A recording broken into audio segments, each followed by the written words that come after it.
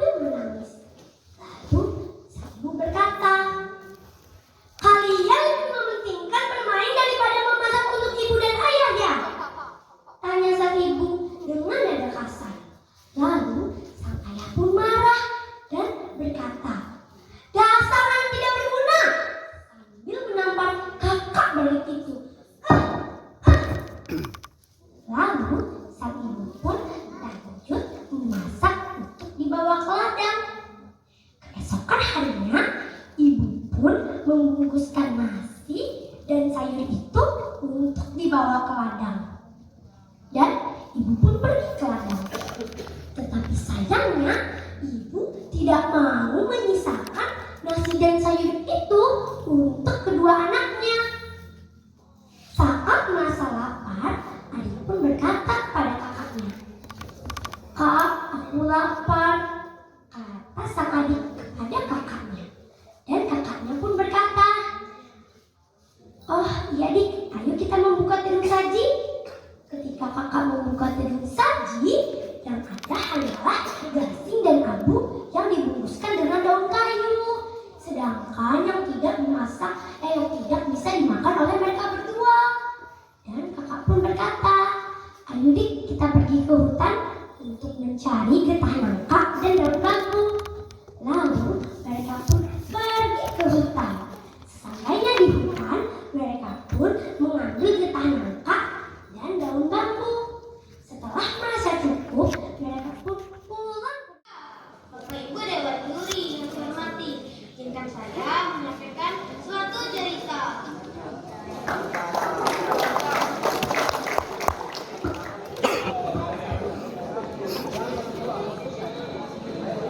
Pada zaman dahulu di sebuah desa hiduplah sepasang suami istri. Mereka bekerja sebagai petani. Mereka hendak memanen hasil ladangnya.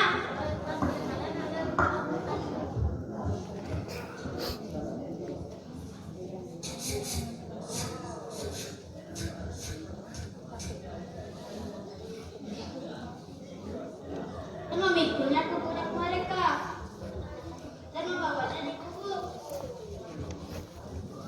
Waktu pun terus berlalu. Pak petani dan istrinya sudah sangat kelelahan seraya mengusap keringat di pelipisnya. Pak petani dan istrinya pergi di tempat peristirahatan.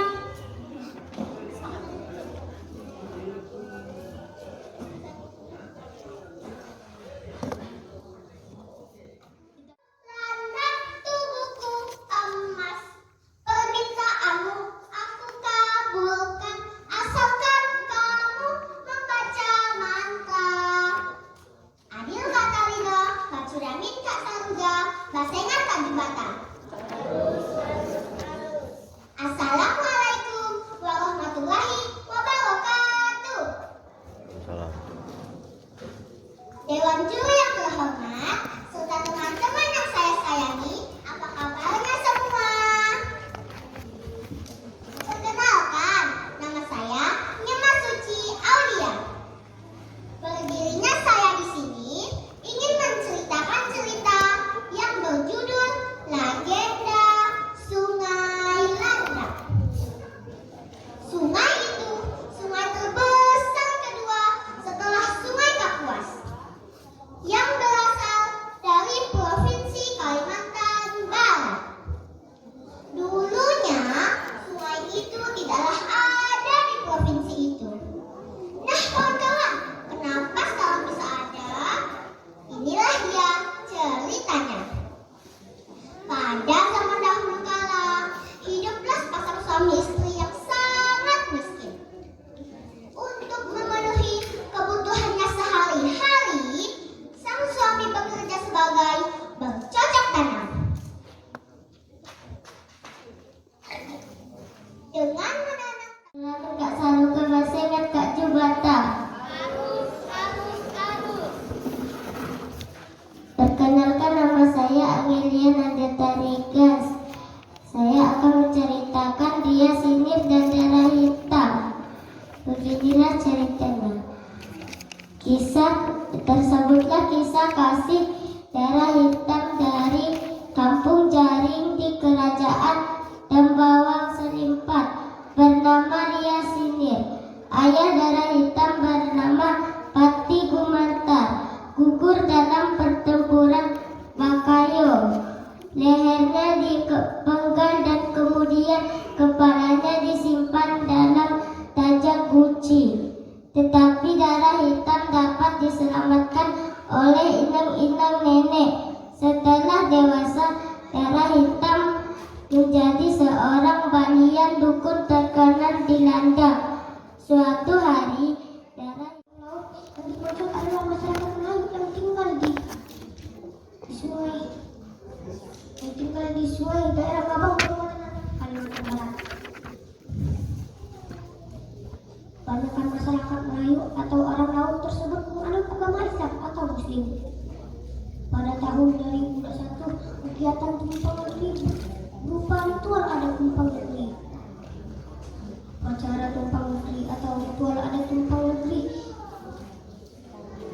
dimulai pada tanggal 20 sampai tanggal 25 September 2021. Diikuti pada tanggal 20 September 2021 bertelur ke air sungai. Lanjutan adat memberi rumah makan dilakukan oleh Datuk Kepala Negeri. Pada tanggal 21 September 2021, sedekah kampung dilakukan di Kampung Raja oleh Pangeran Mukti. Pada tanggal 22 September 2021, ziarah makam mantan dibawa oleh Pangeran Mukti. Pada tanggal 23 September 2021, bernama Matan Merah. Dari perkawinan mereka, lahirlah 5 orang anak. Suatu hari, seorang bocah laki-laki bernama Ria Sinir datang ke rumah Ria Jambi. Ketika ditanya ia anak siapa, Ria Sinir menjawab bahwa ia anak Jang Jangkong dan Nathan Barangan. Mendengar hal itu, Ria Jambi yang bijaksana kemudian mempersilahkannya masuk dan menganggapnya seperti anaknya sendiri. Karena Ria Sinir juga lahir dari rahim istrinya, Nathan Barangan. Setelah itu, dia sendiri meminta izin kepada ayahnya untuk berburu onggang di hutan. Dia Jambi mengizinkannya dan membekalinya dengan sebuah serbuk. Dia sendiri mendengarkan dengan tajam alam di sekelilingnya. Dari balik semak, dia melihat burung onggang sedang bertegar rendah. Dia mempersiapkan sumpitnya lalu membidik, tapi meleset. Incaranya terbang ketika seorang gadis bernama Darah Hitam. Asal-muasal Sungai Landang. Pada zaman dahulu, hiduplah seorang petani dan istrinya. Setiap hari, si petani datang ke ladang untuk bekerja. Hari itu sangat panas. Seperti biasa, si petani sedang mengerjakan ladangnya. Dia sudah berada di sana selama beberapa jam. Dia sudah sangat lelah dan ingin beristirahat. Tepat sebelum dia menemukan tempat yang bagus untuk beristirahat, dia melihat sesuatu yang berkilauan. Dia datang ke benda berkilauan itu dan mengambilnya.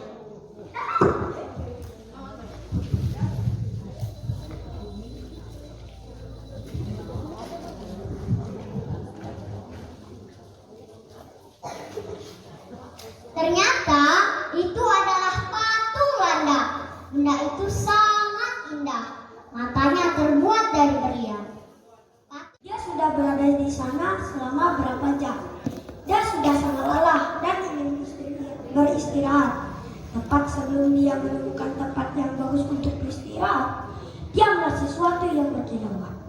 Dia datang ke benda itu dan mengambil.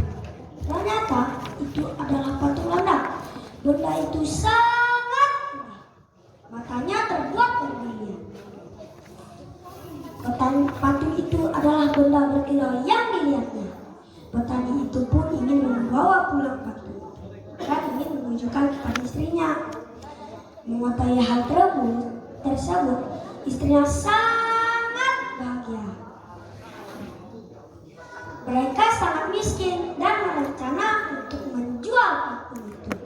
Pada malam hari, petani itu bermimpi seekor landak raksasa datang kepadanya. Dia berkata, "Tolong, warahmatullahi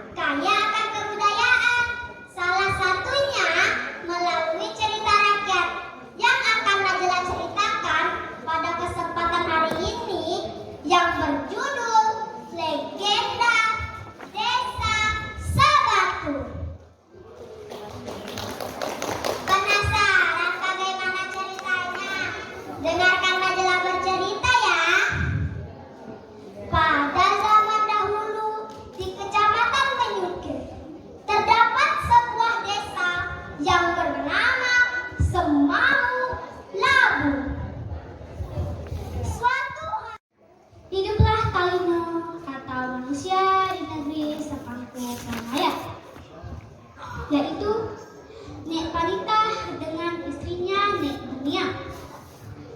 Negeri Sapangko, menurut kepercayaan lama Kamayat ini adalah negeri di atas awan atau negeri kayangan.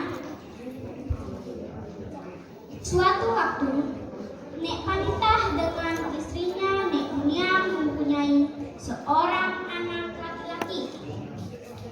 Anak tersebut mereka beri nama Baruak. Baruak tidak disunat. Ia diberi nama Baruak Kulub.